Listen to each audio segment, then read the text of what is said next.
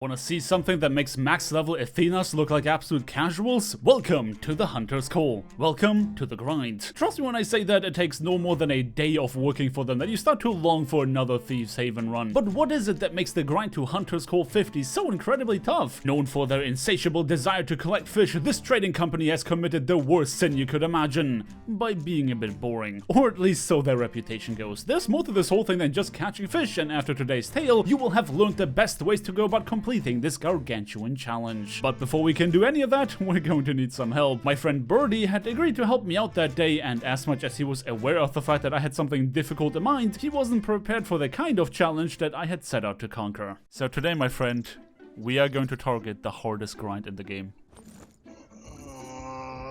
What? Needless to say that fishing was not what he had in mind when I told him to get up early, but alas, no fish of value can be caught without bait. There are 3 different types of bait you can find: leeches when digging near water, grubs when digging in sand, and worms when digging in solid ground. Every single type of bait corresponds to different types of fish you can catch with it, and naturally, we'd be needing a lot of them. Our first destination was the Imperial Crown Fortress, for reasons that will become obvious in a minute. But we did make a stop at Sea Dog's Rest because we did not get our hands on as many worms as I would have liked back at the outpost, though much to my surprise, it wasn't bait that I found when I began digging. Birdie? I accidentally found treasure.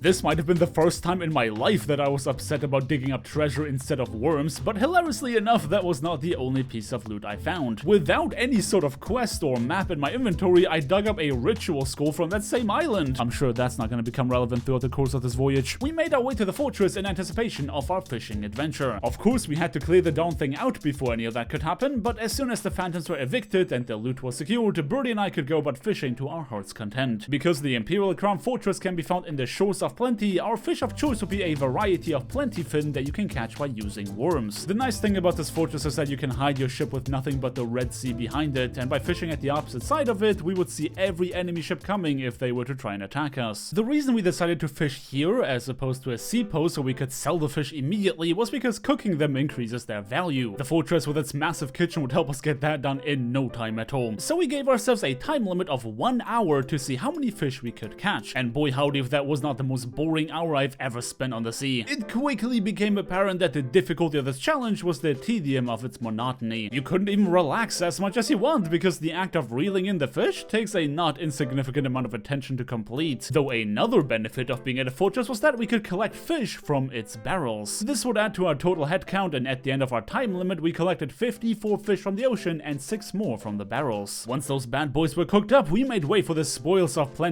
sea post to see how much reputation we would get for our effort. There was a lot of fish to sell, and we also ended up selling the meat we found for a small bonus. A few chunks of money as well as tons of commendations began pouring in, and at the end of that flood awaited our reputation increase. 1, 2, 3, 4.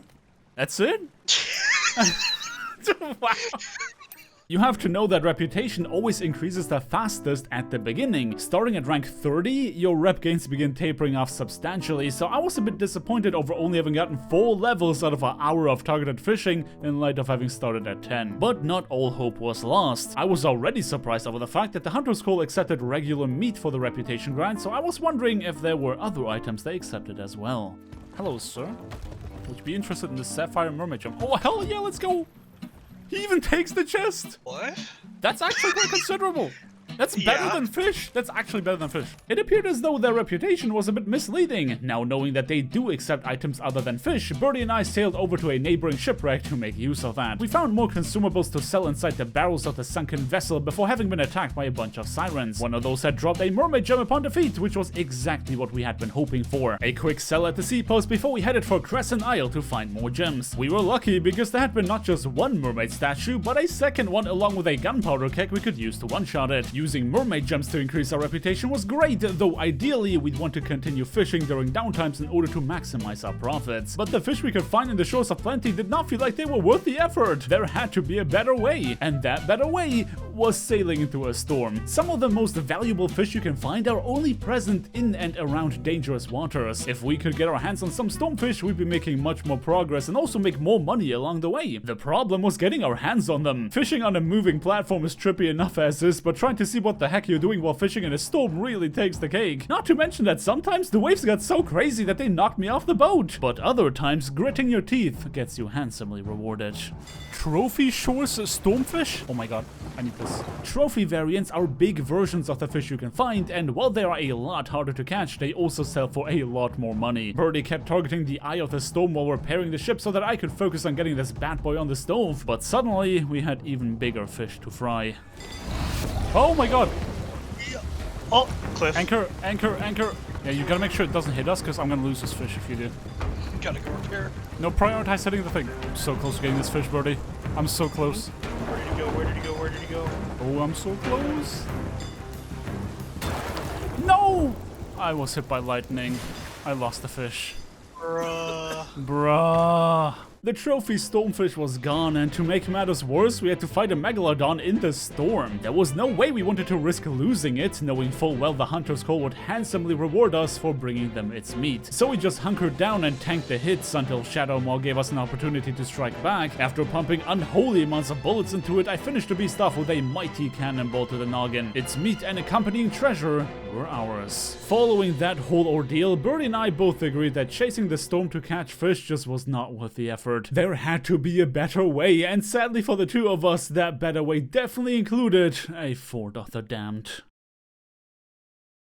After hours of fishing, gathering gems, and chopping up whatever the hunter's call would give us money for, I knew that we needed a plan B. I was desperate enough to suggest the one thing I hope we could get away with not having to do: activate the Fort of the Damned. Okay, let's rewind here for a second. So you know how you can find different fish in different parts of the sea? There is a special kind of fish called the battlegill, which can be found, as the name implies, in dangerous areas. Sure, we could be chasing down some skelly ships and it would function just as well, but if we can activate an FOTD, we could just stay behind the island and safely fish away. Well, safe, besides all the hungry pirates that are going to see the giant skull in the sky. Thankfully for Birdie, I had already been preparing for that plan B. While he was fishing on the boat, I secretly stowed away at Crescent Isle to collect a bunch of flames. The ritual skull we found at the beginning of our voyage must have been a sign that there was no other way this journey could have ended. But there were still two flames missing, the white one for dying to lightning and the pink one for PvP. With all of this loot we collected along the way, I felt confident we could convince another ship to fight us, but first we had to chase down the storm once more for its lightning. Another shipwreck being right on the way was fairly lucky, even more so because it carried more gems. We'd be remiss not to sell the items we collected thus far if another sea post was between us and the storm, and our reputation continued to grow. Though it seemed like the storm would have to wait a bit longer because another ship was on the horizon. Let the records show that we definitely tried to be friendly about it, but sometimes friendly just is not the way of the seas. Could we have a second out of your busy schedule? Can we have a quick conversation, please? Hey. Ow. I missed it. Cliff, what are you doing? Listen, there's more than one way to get the PvP flame, it's fine. Well, guess I'm boarding.